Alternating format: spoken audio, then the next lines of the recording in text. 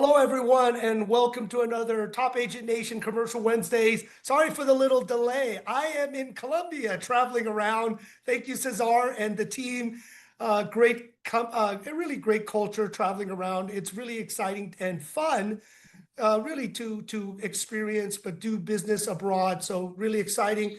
And I just want to kind of share, that's the fun part. As we all saw, some economic reports came out in real estate, let's say in the residential, that prices are at the all-time high, but sales are at the all-time low, right? And many of us that have been around since the last, I would say, Great Recession into the 2007, 2009, we all know it wasn't all roses. Everyone thinks you come into real estate or commercial real estate and you make a ton of money. That's not always the case.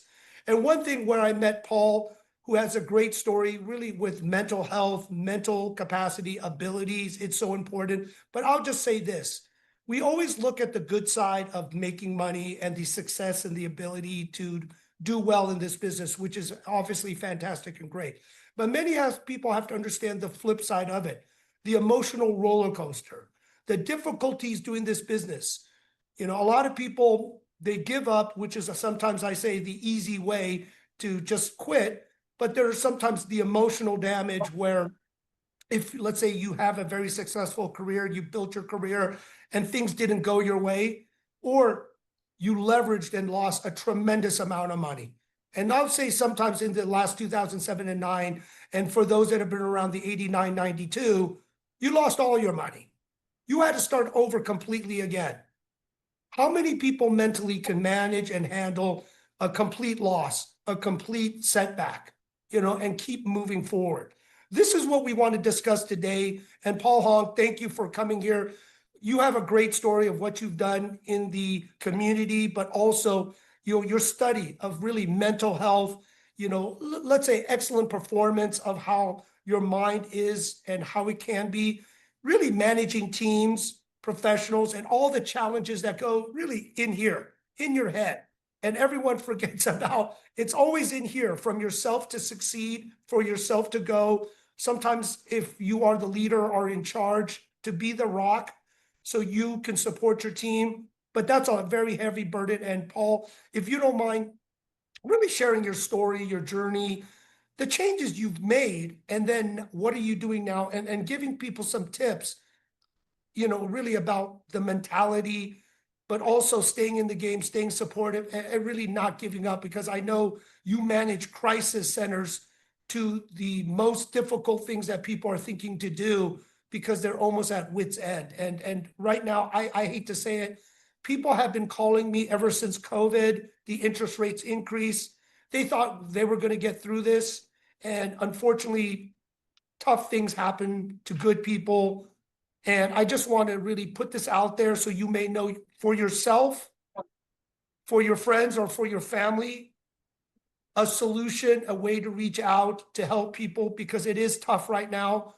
I know people are smiling. Social media shows everyone's happy or making money or doing all these things, but it's not the truth. It's very tough. So Paul, if you don't mind sharing your story, it's a beautiful story. And I want this session to really help people and find ways to help people if they don't know what to do. So Paul, please share. Thank you. Oh, yes. Thank you, Jim, for this opportunity. Again, my name is Paul Hoang. I am a licensed clinical social worker by training, but before that, I was a missionary for 7 years as a religious. I think all of us have a story. All of us have a story, and how we frame it, how we understand it, will help us to either utilize our stories, tragic or successful, whatever that may be, right, can help shape our life and reframe. And I'll go into that in a bit. So I came to the U.S. as a refugee, right? For those who are familiar with the Vietnam War and the aftermath of it. And so my family and I were one of those, the research shows like millions of people escaped by boat after the war. My family escaped by boat in the late 80s. And we were on the ocean for almost about 30 days. Because after the engine broke, one of the individuals who was supposed to be helping us escape, they kind of somewhat like turned on us, right? Called the cops and stole everyone's belongings. And so during that time, anyone who escaped Vietnam by boat, in their mindset, that's the last opportunity. So oftentimes they bring all the valuable. So because they know that they taken all the golds or the jewelries that the people have brought along as the last means for survival on the sea or in the new land. So when we were in the ocean for 30 days, I was about 7 at that time, and there were the perfect storm. For those who have seen the movie, The Perfect Storm, it's similar to that, where a boat is getting knocked up, right, and down in the black oceans out there, and dealing with starvations, dealing with pirates of attack. So, in short, it came to the point where, as a kid, I still remember being on top of the small fishing boat. It's a small, probably a 15-footer, small fishing boat, but with 27 men, women, and children sleeping in the skeleton of the boat where the bay was the fisher kept. And I was on top of the bay of the boat at nighttime, and I overheard one of the men talking with another man about killing the sickest person on the boat so that we can all eat them. And I told my dad when I heard that, and my dad being the navigator, one of the leader who have escaped, he kind of put a stop to that because he stated to everybody that although not all of us were Christians or Catholic, he took command and he said, hungry as we are people of faith, and we do not believe in killing people, especially among us who are sick for now. So we stripped gear and went to prayer mode instead, because we were starving. We were breaking apart part of the boats to turn them into spear to try to catch fish to eat. Long story short, during that time period, and I grew up here in the U.S. Right after spending 2 years in the refugee camps and being sponsored coming over to the U.S. Growing up, I suffered from PTSD, not knowing it was PTSD. Every time there's a storm, my whole body would shake up. Right? Every time I go down the swimming pool, my whole body would lock up and I would just sink to the bottom. When I sink to the bottom, I would crawl to the side of the pool to where I grab a ladder and climb myself up again. And in my mind, since I was young, I was pretty more positive spin of framing of this as a strong will, right? Not the stubborn. But I was determined that if I was to ever get into the ocean again, I would not drown. And so I keep jumping down to the pool, even though my body would still lock up every time I jump in. And that because of that, I couldn't swim because my whole body would lock up. Until I joined a seminary after high school, forced and trained myself to swim, took the lifeguard test to become a lifeguard so I can save others. And so I passed, became a lifeguard for the American Red Cross for college. So that was the story that for me helped me to remind me of my past, where I came from, the journey that I have struggled with and have overcome. And so every time I deal with challenges now as an adult or growing up here, I always try to remember back the horrific journey that took me from my land, right, and my family and others to come here for a better future. And so seeing my dad struggle, seeing the people who die on the oceans, talking to other people in the refugee camps, and remembering all of those challenges that people experience. And so that's a baseline that I use to be able to motivate myself, to be able to find opportunities. And America being the land of opportunities, growing up here in a non-Asian community, then it really helps me to look very broadly in all the different aspects and be able to learn from all the different cultures around me, the positive aspect and elements, which helped me to move forward. And so when I joined a missionary and became a religious after high school with the Catholic Church, and as a missionary, I traveled throughout the world and throughout the US to do missionary work. The year that was pivotal for me was 2001, as we all remember 9/11. Right? When 9/11 hit, I was in Japan. I still remember I was walking to the hall for dinner, and in the hall, I passed a lounge, and the seminarians and the brothers were watching TV. And I saw an airplane fly into the building. And I thought, cool, what movie are you watching? And they said, no, this is the news. This is what's going on in your country. I was just devastated. I could not imagine it's like that, something like that could happen. So that's why, like for most of us, we can exactly remember where we are, what we were doing on 9/11. And so that was another tragic event that kind of put me back in place. And so forth, okay, don't take things for granted. And living and working with people who are homeless, prostitute as a missionary, people in the Philippines, Manila, and Smoky Mountain, where they're living on a mountain. It's called Smoky Mountain because it's a mountain of garbage. It's a dump site. Over 50,000 people who are so poor they cannot afford to live anywhere else. They build a home on top of a dump site. And one of the life lessons that I've learned when I spent a brief period of time there was straight from Japan. I went there to visit Father Frank Beltran, who founded that operation over there. He built a school, he built a church on the dump site to serve his community. And I had a box of chocolate from Japan. And my intention was to give that to Father Beltran as a gift. But when I came out there, initially it was such a struggle for me because I was gagging. The smell, the stench was so strong. And I was trying not to throw up and not to gag in front of the people to our respect. And I was just trying to hold it in. And then Father Frank Bertrand introduced me, and they don't have that many visitors, especially foreign visitors, to the site. So when I came there to visit and to serve and work with him for a week, he introduced me and all the kids ran around me. And Father Frank Bertrand said, "Hey, Paul, I wanted to introduce you to Johnny. Today is his birthday." And for whatever reason, I took out a box of chocolate in my backpack. I gave it to him. And I said, "Happy birthday, Johnny." And my mindset as a child of a Western country growing up, I would think if my family is poor and I have something that's valuable as this box of chocolate, I would bring it home and share with my family first. So that was my expectation of this kid. But then right there in front of me, he opened up the box. He shared with every kid that was around me. And it just happened to be enough candy for each of the kids and one left for himself. And at that moment, every kid that was standing right next to me, they were smiling so genuinely, so happy. And in my mind, it reminded me of my own upbringing in Vietnam as a child, where I remember helping my dad build a house made out of mud and straw.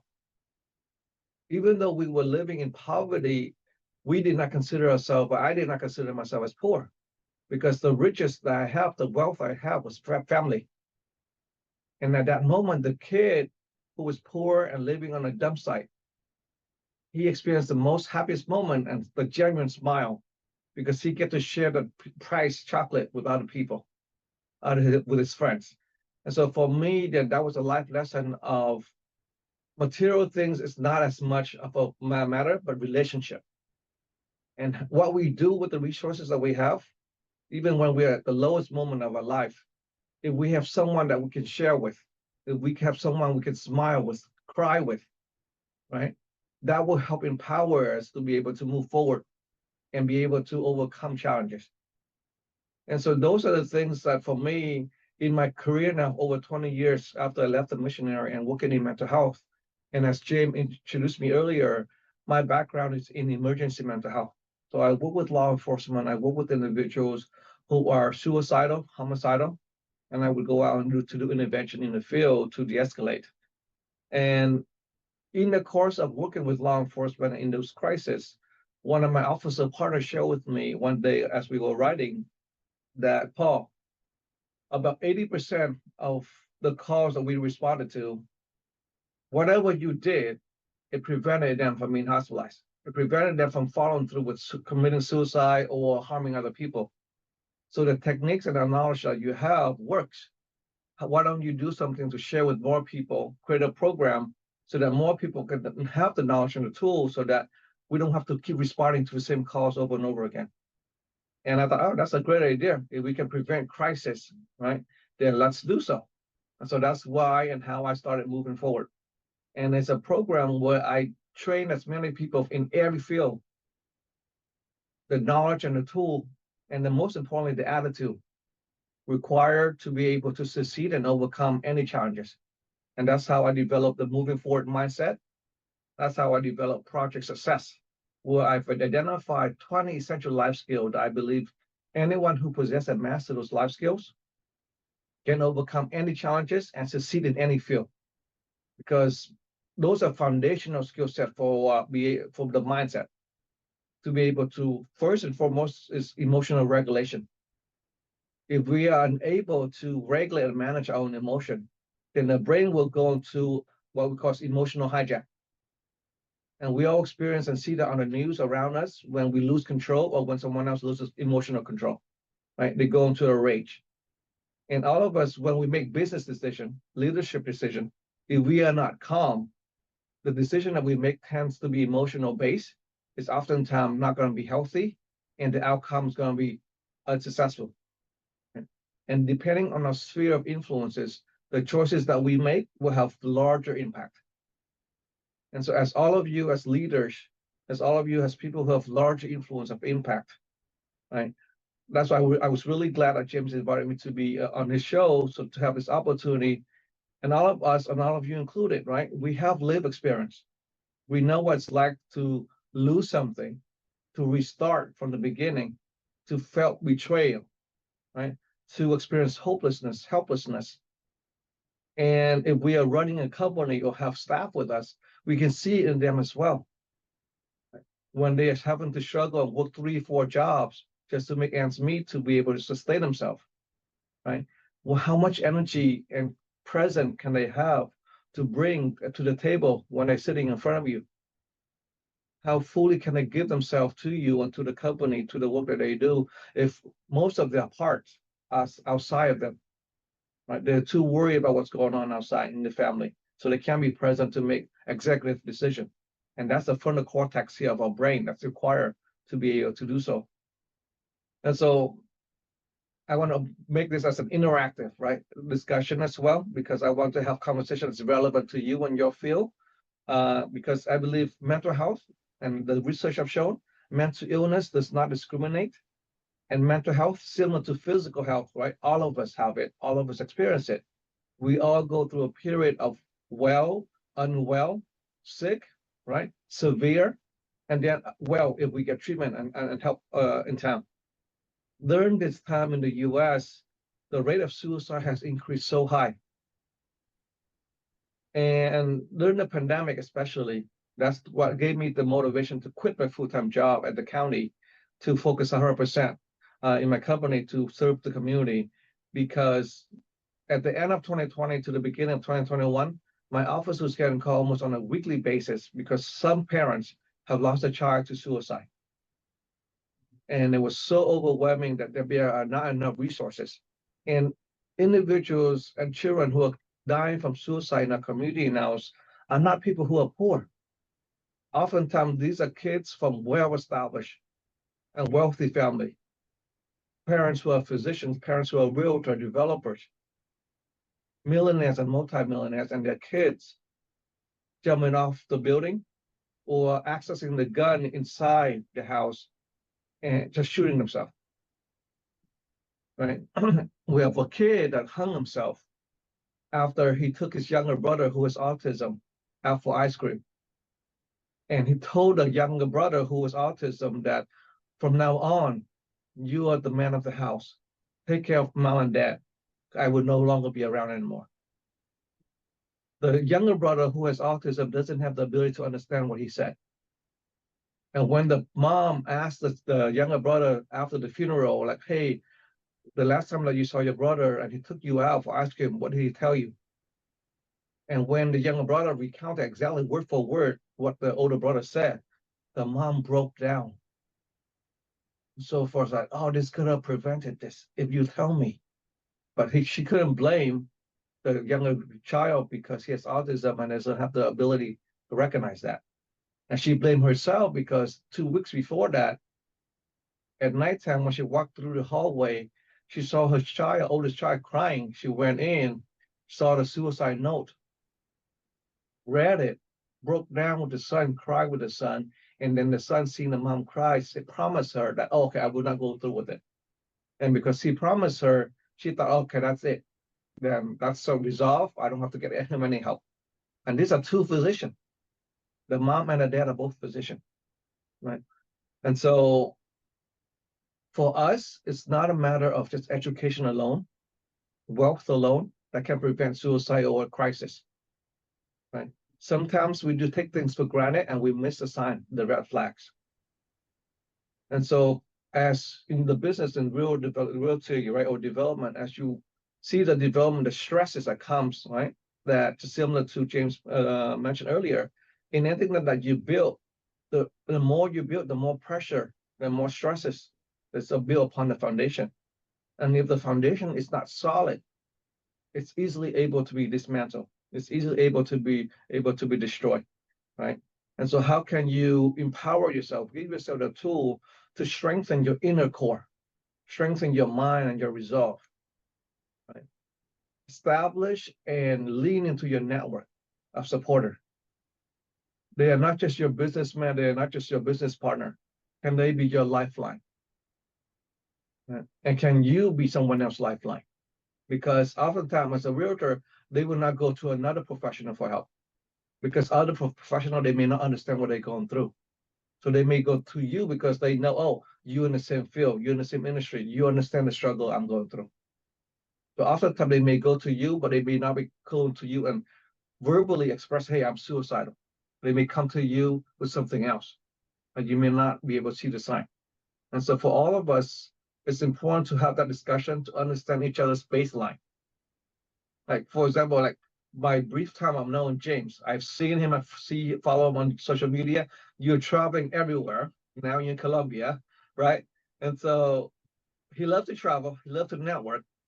So for my brief assessment, if I were to see James just isolated at home, not interacting, not traveling, not being active on social media as he is, right? Or not active on the phone, not communicating, not responding.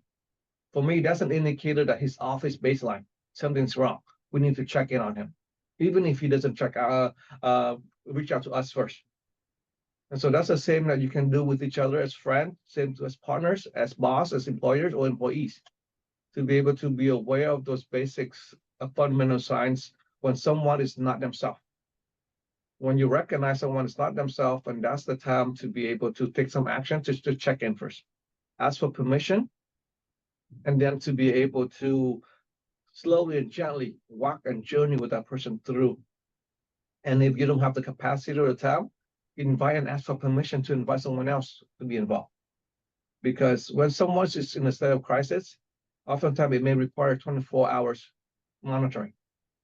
Because within that 24 hours is critical. They will consider, they will go through with the plan within 24 or 48 hours. But the thoughts of dying and the thoughts of committing suicide or homicide is not something that just come out of the blue, right? It's built upon, it's planning, pre-planning, and it's in the mind. So don't be afraid of expressing it verbally and explicitly. And so far, do you have thoughts of hurting yourself? Do you have thoughts of hurting other people? Right. And Paul, So can you share your contact and your website? Because what I do like about your course, going through your personal experience, the missionary serving at the community, and I'll just tell you, Paul gave a very lucrative job, cushy job. You know, he was in charge, pretty big operation to really serve and give back and help. But it is big. What struck me as a business person too, is we all run teams, we run groups, we run people, we volunteer. This baseline of monitoring, understanding yourself and who's around you is important. But why this struck a chord to me is the last Great Recession. I could have been there, but I knew this was going to happen because one of my employees told me, Jim, can I take time off? And then I'm like, this is off. And then I called him again and he says, I need to take another week off. So, Paul, when we were discussing, it was because he didn't go through with it. I was his last call on his cell phone. The picture that I was sent scarred me for life. You know, when they showed me to identify the person, I was shocked. And in other situations, not directly to me, but close enough as friends during the last Great Recession. And I always say it's because of money, the fear of failure, the rejection, just all these things. And this time I said, I'm going to find somebody listening and hearing to people from COVID, interest rates, slowdown in the economy. How do I support divorces? I mean, I'm hearing so much. And I'm not going to always name names. I'm just going to share as much as I can and where to go. Because Paul, out of many people, is not trying to make money. He's obviously got to run his business, but mostly it's he wants to serve. And I've watched you, Paul, I'll toot your horn. I like to always toot everyone's horn, winning awards, winning recognitions, talking to very high ups, but you're still very grounded, humble. You still have that passion to just keep giving, sharing. And I know you are first helping the Vietnamese community because you told me 3 times the amount of suicide rate and crisis rates have gone up. But I know hearing from everyone else's community, this is a problem for everyone. So I love the train the trainers to get this out. If we can help a family member, a friend to prevent anything, but to love themselves and have a support network, it is very important because I know it's tough. I'm hearing it, I get the call, and I'm just glad that people do trust me. But if I can do something and going on a larger medium, Paul, this is why I want to do it. So I want to make it, like you said, interactive. Please reach out to Paul. We're going to do some others for people with Top Agent Nation and other groups that I'm involved in to at least give people the tools, the resources, the education, the network. So if anyone feels and finds anyone off their baseline, you can do something. Because I wish I could have done more. Paul, I wish I would have known you that I could have done more because I felt it. And boy, was that traumatic. So never do I want to say that I didn't do anything or try to do something for other people, because yeah, it's great to be successful, but I know how hard it is because I've been contacted quite often by many people. And I'm glad, I think it was fate that we met. But Keith Andrews, I know you had your hand raised. Did you have a question, Keith? At that time, my hand was on my mouse. I apologize. It was sitting on the raised hand. I did not have a question at that time. Sorry. Okay, well, I know you were in the military, so I thought maybe, PTSD, other stuff, right? Because serving with a very servicemen, military, first responders, I'll tell you, my friends that are cops and law enforcement, they tell me a lot of stories too. So, Hey, but it's all good. It's all good. I mean, you can say to yourself, does this matter 2 months from now? I do that a lot. One of the things I also want to share is that since I've been involved with the workforce development project, we've developed the first and only community mental health worker apprenticeship program in the country. And it's certified and approved by the U.S. Department of Labor and the California Department of Apprenticeship Standard. What this means is that any employer in the U.S. Can enroll into a program, a workforce development program, and the respective workforce development board in your county will pay up to 30% of the salary for that individual and up to 100% of the tuition cost for the training. So if you are an employer and you want to have someone on your team who's trained in crisis response, trained in recognizing mental health challenges and red flags, right? As well as training in marketing, community outreach, how to organize events, how to hold and establish database. These are some of the skill set that we train our community mental health worker, and we want to place them in every field, in every industry. Right now, we have individuals from the food industry who are saying tell the staff to us to get training so that they could go back to the food industry, to the restaurant, to the bakery store, to be able to recognize signs and symptoms of the customers who come in with crisis and be able to help them, but also to be able to help the colleagues who have that pressure, the customer service pressure, or internally. We have tellers and bankers and financial and industries sending the tellers, the staff, and the managers to get trained so that when they go back again, they can have someone they call as a wellness coach, right? Because as an occupation, as someone who's trained as a community mental health worker, that's just the discipline or the field. You can take that knowledge base and you can operate in any industry, right? And so that's one thing that's an asset for any employers to be able to have someone on a team that you can turn to and who can support and recognize the signs for yourself or for your team. And I think that's one of the best options right now, is because right now that's the movement I'm trying to do. I'm trying to mass produce everything I know and experience to be able to prevent suicide as early as possible. We don't have to wait till there's a crisis for us to respond, because we know it costs a lot more to respond to a crisis and post-crisis than prevention. And so, and then this skill set also help, right, in terms of not just with mental health, it helps with business. Because right now, my community mental health workers, they are the one who's organizing events in the community for me. They are the one who's organizing and managing on social media. They're the one who's doing marketing and community outreach besides mental health. They're the one who's helping the community members who are at risk of homelessness find housing, negotiating with realtor and developer for rental property for our clients to be able to station them there, to place them there. And so these are some of the skill set that can be transferable in any field, including the realtor development business. Max, you have a question? Yeah, I think one of the biggest challenges is with us in our society, the individual keeps everything to him or herself, and they don't want to bring up whatever problem that is they're facing. And as a result, because it's stigma that is associated with somebody says, I have this problem, I have that problem, and other people, whether it's co-workers or friends, they look down at him as if he or she is not successful.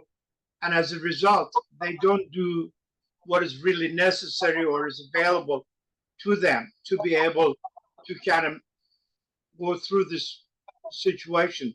I mean, we had Robin Williams, what's his name? The chef, that was on TVs and all that.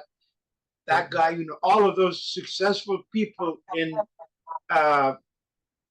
person, that they showed that they were successful, but deep down there, they were suffering from all kind of emotional problems and end up not talking to anybody and then killing themselves. It's a problem. I don't know how. It's a lot easier to say, that this is open to me. This option is here, and I'm going to go in and talk with people. It's the stigma that is associated with somebody talking about mental health problems or failure in their business that's stopping a lot of people from being open and discuss that with their co-workers or friends. Very true, Max, because a couple of our clients are celebrities as well, right? And even one who she has to fake her own death. She hired a stunt double who looks exactly like her, drove a car over the bridge, literally drove over the bridge where the news and the session and they have a dummy dead body. Yeah. Right. To fake her own death so that she can change her alias and fly out of the country to come here to the US for treatment. Because where she would live, mental illness was very stigmatized. And because of her family was very affluent in Vietnam, right? Very wealthy, all celebrities, right? Long history in the, and then when she came out and wrote a book about mental illness, about her own depressions, her family denied everything. All of her fan base denied it and turned against her, gave her death threats to talk about mental illness as a celebrity.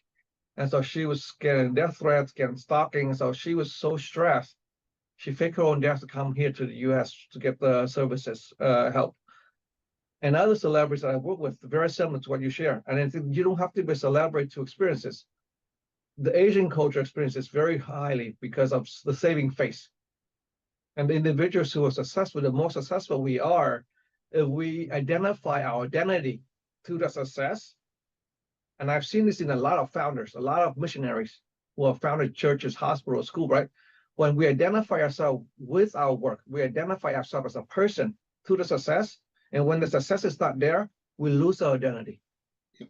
And when the identity is lost and we don't have the coping skill, the resources, the support system, the safe place, right, to be able to discuss and ask for help, right? Then that's where we fall apart. That's where individuals experience psychosis. That's where individuals experience suicidality or homicide. When they feel hopeless and helpless and they blame themselves for it, suicide is a natural course because they believe if they die, then their pain will go away. If they attribute others as a cause for the hopelessness or powerlessness, and that turns to homicide. Because if they believe, if I take out my threats or my course, the source that I believe of my situation, then I will regain all that back, right? So that's a fundamental psychology that leads to both of us. So for us and for those of us who are employers, we have the choice. We have the freedom to make the choice. Hey, what kind of work environment do I want to set? For myself, well, my company here, I intentionally and every day I remind my team, I want to set up the best work environment because I want the same work environment as for myself. That's I've worked with government and nonprofits everywhere, and I've seen the challenges. If you see your staff or your employee just as a number, as a means to an end, you don't see them as human being. You don't see them as a valuable asset to your company or to the community, right? Then you take all the profits and they suffer. The work that they do, they don't get value. So for me, I share my personal story with my team. I'm very open. I share with them my suicide attempt. I share with them my struggle with mental illness in the past. I share with them. So the goal is to create an environment where it's normalized to talk about it, where it's safe to talk about it without being ridiculed, without being judged, and where I try to empower all my team that it's okay to ask for help. For me, from anyone that I interview that I bring on board, either as my team members or even including my clients when I do clinical work. Sometimes I do the same thing with my friends because I have only one rule or one ask of them. Is first and foremost is to be honest. To be honest with yourself first and foremost. Whatever you're thinking, feeling, experiencing, own it, acknowledge it. Because when we deny it, when we repress it, what happens is that we produce stress internally, right? That's unnecessary. So that's the foremost. The best way to prevent that is to acknowledge, oh, I'm experiencing this. You can choose to manifest it or not, that's your choice, but acknowledge that you experience it. Second is whoever that you have that relationship with. I myself, I expect and I ask my team members and my clients to be honest with me because there are enough drama around in the world already. When I'm with you, I want to give 100%. And if I am suspicious of you, if I don't trust you, then part of my brain is always be on guard. It's always thinking something else. And because if there's no trust, I cannot be 100% present. I cannot be effective with you or that. So when people talk to me, I trust that they're honest. I trust that the information that they share is honest information, right? And then the third part is to be honest with the process. Because oftentimes in any relationship, we focus on each other's faces. We focus on what we say, but we don't focus on the process of this and the spaces that's in between us. And that spaces in between reflect the processes. How comfortable are we with each other, right? Do we talk with each other like a table apart, or is it right next to each other, right? So that process is it because as a clinical social worker, I'm trained in system theory and trained in system of approach. So I'm able to examine any system, individual, right? Micro, meso, macro, and look at system theory, look at system and be able to identify which part of the system is either distorted, right, dysfunctional, that's impacting the other part of the system. How can we repair, enhance, or replace that part of the system? So in that way, the system can be more effective and efficient, right? That's the same for our personal system, mind, body, and spirit. That's the same as for our family, individual, spouses, children. That's the same as for a company. That's the same as for community and society. And so as a company, as a system, I look at everyone and I see it, like sometimes when I walk into the office and I can sense, okay, my team is very overwhelmed right now. And for me, unless it's life-threatening, anything can pass. I don't mind losing money because my team health goes first. So I was close on the office. I'll take my whole team out for boba. I'll take them to the beach, go for a walk, right? Because when I see my teams being impacted psychologically, emotionally, whatever it is, if it's in person, something's happening to them personally or professionally, but it's having an impact at work, I'm going to address it. And so when my team member come to me and ask me, hey, Paul, we're tired right now. Is it okay if we take off early? Sure. Right? Is it okay if we go out and get some boba? You want anything? Sure, go. I don't have a restriction of how long the break is. I don't have a restriction of what time to come to work or what time to leave. My expectation is you get the work done, right? If you get your work done in 5 minutes, what is an hour, right? The other 45 minutes, you do what you want with it. You earn it because you've demonstrated you can be effective and efficient, right? As a former county employees, right? And I think this is true with a lot of big institutions. If you can demonstrate that you can be effective and efficient, what happens is the employers give you more work, right? And your coworker sees that and they do less so that you can do more, right? So as an employers, and I've seen that, I have experienced that, right? Yeah. As an effective operator at in my workplace, right? I don't want to be treated that way, right? If I can be effective and efficient, I earn the time I have. I'm gonna do what I wanted with the time, right? And so that's why I do the same with my team members here. Here's the list of work that needs to be done this week or this month. If you can get it done in a day or two, the rest is yours. But go on vacation, whatever you want to do with it. And that moves them, right? That motivates them to be effective and efficient rather than wasting time and dragging things on. Paul, you know what? I love that you said that because it's true. People that are efficient, effective, they get it done. I know April has a question soon. So if you can't bring April up, because we'll get it done. That's what they always say. We give more work to the people that are busy because they get busier. But then you keep giving work, more work to the busy, and they burn out because they'll keep taking it until they fry. And of course, then those that may be lazy, hide behind, don't want to work, and good managers, good bosses, we understand these things. And that's why I said for this course, yes, this is about mental health, be awareness, but it is also making you better when you run teams. Because some people are bad managers. Come on, let's admit it. You would, right? One of the biggest reasons to leave a position is because who you report to, not the environment of the company. Who you report to is why some people quit. They can't stand it. So, April, if you have a question, because I know it will probably be very insightful and very interesting. Go ahead, April. Thank you, Jim and Paul. Thank you. I don't actually have a question. I just wanted to give a real time or a real life experience on the topic where you spoke about the importance of watching the signs, right? So when we are working or interacting with people on a regular basis, we kind of get to know them on an intimate level. And a personal story for me is that my very first best friend, I saw the signs.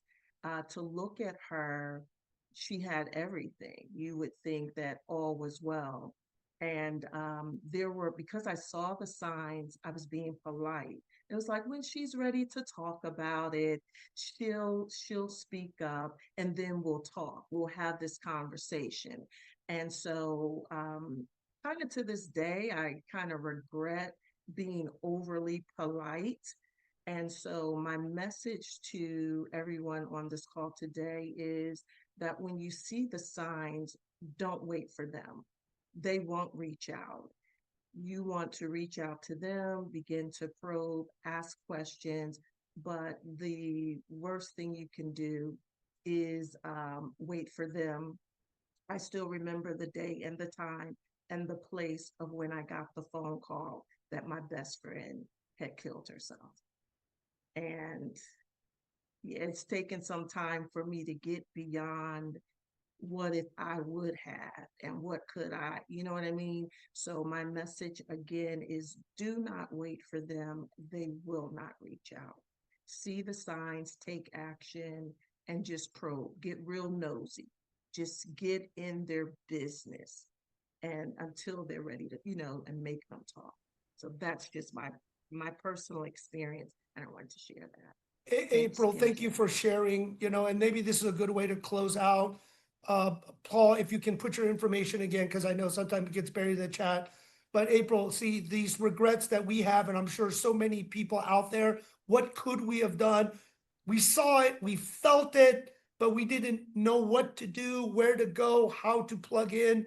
And so maybe, now, Paul, to end this and close up, what could we do? We all sense it. We all have this spidey sense. We all feel it. If we run other people, oversee, we can feel it and see it. Like I said, if you're a good boss or manager or a team member or lead, we can tell. Or if you're a good manager, you can tell, and whether you want to support it or not. that's up to you. But building this community, Paul, which I really love, and how more people could get involved, is how I'd love for you to close this, Top Agent Nation Commercial Wednesday session. So please share, show people, tell people what we to do. And I hope for all you listening will plug in. Paul, please. Thank you. So I think to end this, one of the message I can share that can help, one of the antidote, right, to end suicide, right, is to have hope. So how can we instill hope? Instill hope in ourselves. We cannot give hope when we ourselves don't have hope. We cannot give tools to others if we ourselves don't have the tool. As leaders, I believe that we lead by example.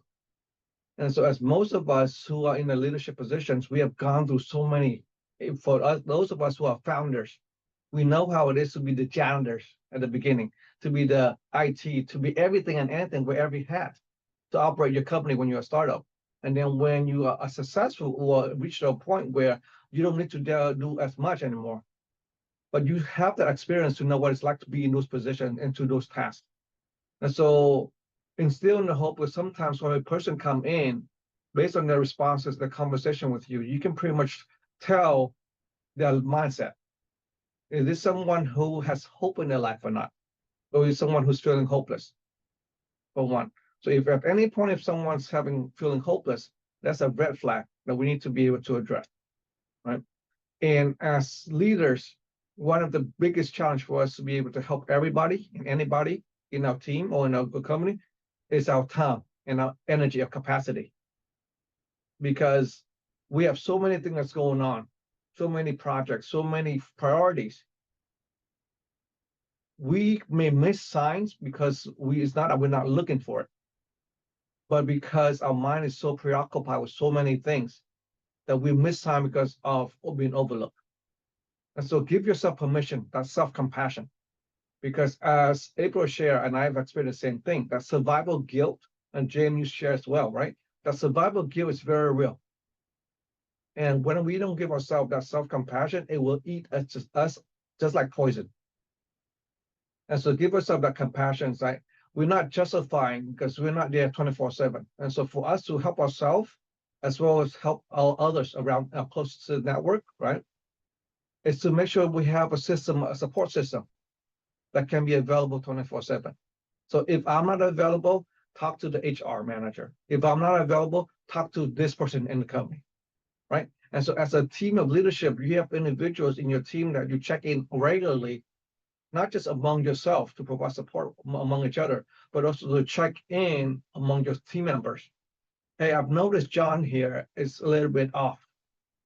Usually he's more bubbly, usually he's more productive. Now I see him being less productive and not as present at team meeting, more withdrawal, for example. He's not coming to work late or isolating himself. Right now, I'm busy with this project. Right now, I'm in Colombia, for example. I won't be able to be as supportive to him. You are right next to him. Can you monitor? Can you check in with him? And let's establish a safety plan, for example. So have a very structured safety plan among internally and update each other so that we all are on the same page so that we can support each other along the way. And then I always ask the question, who else needs to be involved? Right? Because we ourselves, none of us have all the answer. All of us have blind spot. And so when we ask the question, who else needs to be involved? What other resources need to be included to help these individuals move forward or the situation move forward, right? So in that way, we are not carrying the whole burden on our shoulder. So that's one, is to be able to expand your network. And in that network, I hope that you establishing network, especially your inner network, individuals who are genuine, who care for you, who hold you accountable, be able to say no to you, not just say yes all the time, right? But to say no to you and to tell you to stop whatever you're doing. Because those are the true friends, right? Those are the ones who care for you for who you are. And so that's also something. So establish a network, give yourself permission, right, to feel whatever that you feel. Show empathy and connect, have regular team meeting and checking with each other.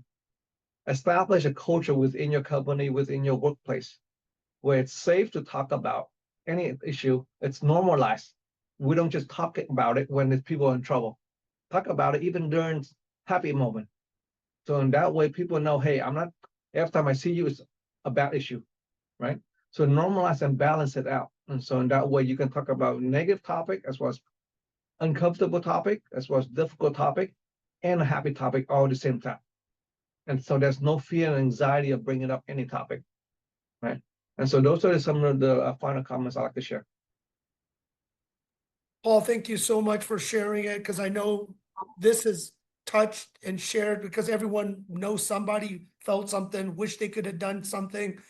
But building this support network, which I hope to help you achieve your dreams, really to grow this globally, because I know you only have a much of resources. We all do, time, energy, effort, but this is something, you know, and there's so many ways I've been touched personally because of this mental health from just so many angles, that I think it was just meant to be, to have you on, to get to meet you, to get to know you and your genuine efforts of serving and helping and giving. And sometimes, like I said, looking after you, because you just keep giving until you got nothing.